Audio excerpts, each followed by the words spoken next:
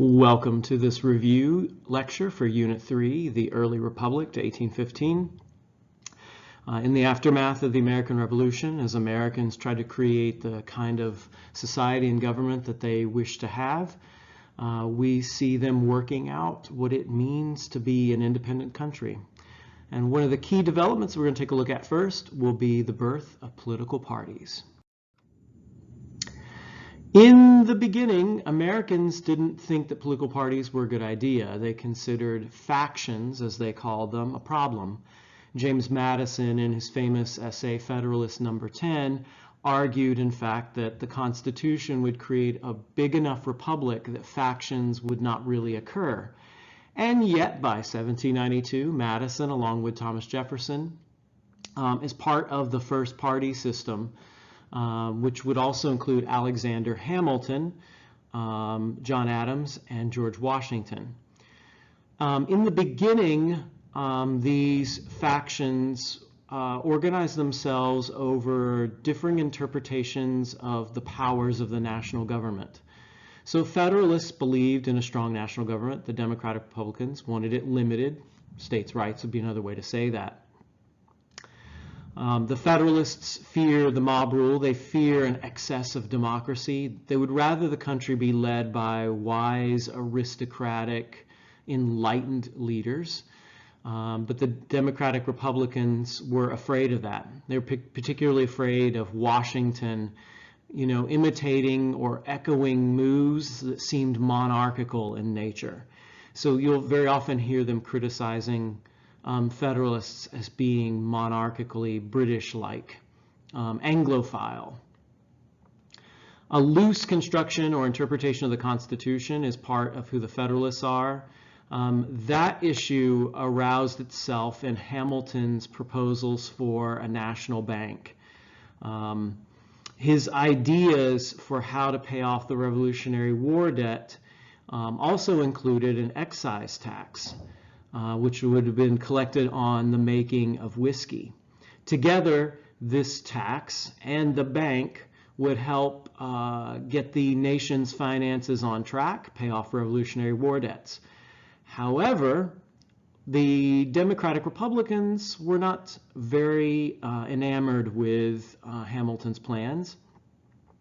They wondered if, in fact, this tax would not fall heavily upon the makers of whiskey in such a way as put them out of business because the tax would be onerous. Why not tax the people who consume it instead? They worried that the creation of a bank would not be constitutional, that in fact there was no specific power in the Constitution for Congress to create a national bank. And so this would be an abuse of the Constitution. So in the tussle over these issues and how we would read the Constitution of the United States, the parties start clearly defining themselves. The Federalists also, when you look at them as a whole, favor a much more commercially oriented economy, manufacturing and shipping. Manufacturing is small at this time, so don't even really think about industry, but definitely think commerce and trade. Those are important things to them. Democratic Republicans stand up for the farmer, which is not to say that there aren't commercially minded Democratic Republicans, especially in the North.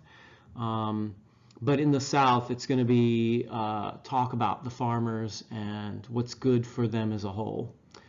The Federalists, in some ways, are going to be drawing on a more middle-class, educated elite as their support group. Lawyers, merchants, manufacturers, clergy, particularly Anglican clergy.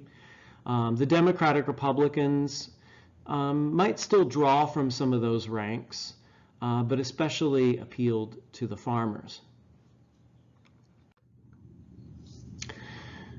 All of these debates rage for the bulk of the 1790s until the election of Thomas Jefferson, who promises that Americans need to put aside all of their party differences and unite. We are all Federalists and we are all Republicans, he said. He committed the United States to a small government, reducing the size of the Army and Navy and the size of the federal government itself. But in one notable area, he does expend a lot of energy and funds, and that is the Louisiana Purchase. Jefferson had a little bit of a constitutional problem with the Louisiana Purchase, since as a strict constructionist, there's no specific grant of power to the president to buy land in the Constitution. So can it be done? Jefferson believes that it's in the best interests of the United States to do this. It will promote his vision of agricultural republicanism, a sturdy, expanding republic of farmers. And in order to get this through Congress, he decides that he will make it as a treaty, which will require the Senate to consent, and therefore he does not have to violate his principles all that much. It nearly doubles the size of the United States, and then Jefferson sends explorers out to look over the area and report back on what it could do for the U.S. Of course, as Americans are expanding to the West, they are not expanding into empty territory. It's territory controlled by native peoples. And in many of the cases, the expansion to the West is going to proceed with a few people showing up, causing conflict with natives. The U.S. Army then has to come in and defeat these violent natives, and then as a result, the violent natives have to give up land and treaties. This happens immediately after the Revolution. Through the 1780s, for example, in Ohio, there's a confederacy of Indians who twice defeat an American-backed army before they themselves are defeated in 1795. And at the federal level, all of this expansion is going to be backed up by a belief that native peoples should be assimilated into American culture. And the U.S. government supports this process of assimilation by sending agents, Indian agents, out to live with the Indians, to introduce to them farming and weaving, giving them gifts of plows and seeds so that native peoples can be converted to the white way of life. Missionaries will go among them to convert them to Christianity. Jefferson writes in one of his letters that if native peoples can be converted to farming and living like white folks, they will be induced to give up their land to sell it because they'll become capitalists, and then the American government won't have to go out and defeat them. This obviously is not going to sit well with some native folks, just like in the colonial period with King Philip, or Bacon's Rebellion, or at the end of the French and Indian War with Pontiac's War. Native peoples are going to have to choose between assimilation or fighting back. And our example here, fighting back, would be Tecumseh, who led a confederacy of native peoples in Ohio and Indiana against U.S. expansion, but then was defeated in 1813 during the War of 1812. Speaking of the War of 1812, it's sort of like a second American Revolution of sorts.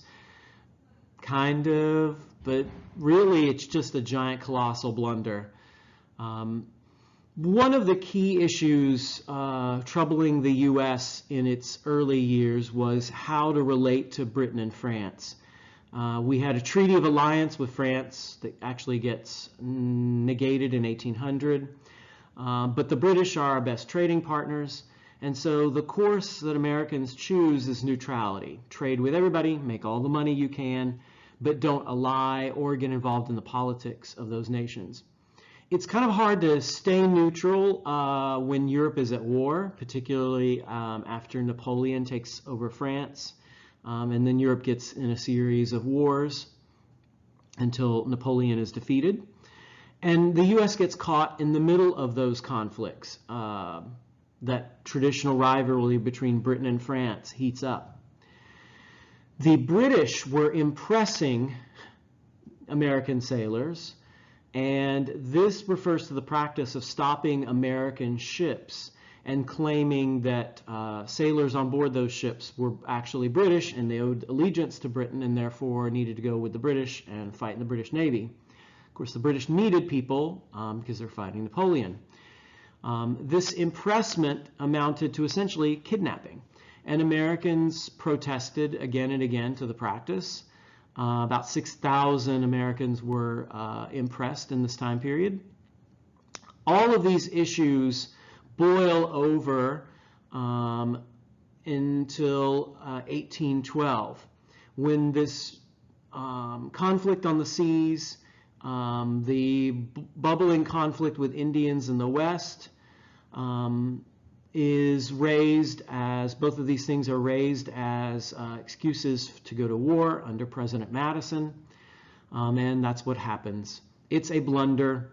The Bank of the United States charter expires in 1811, so it's hard to fund or finance this war. Troops are undisciplined and unprepared, so the U.S. attempts to invade Canada and they lose. Again, this is the second time this happened. The British burn Washington, D.C. It's clear that the Americans are actually really not doing well in this conflict.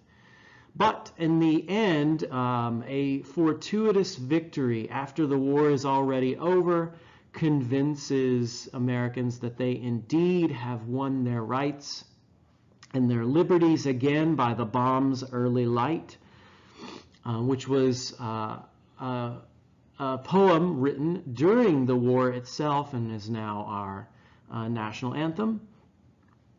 And that victory at the Battle of New Orleans catapults to fame General Andrew Jackson, whom we will see again.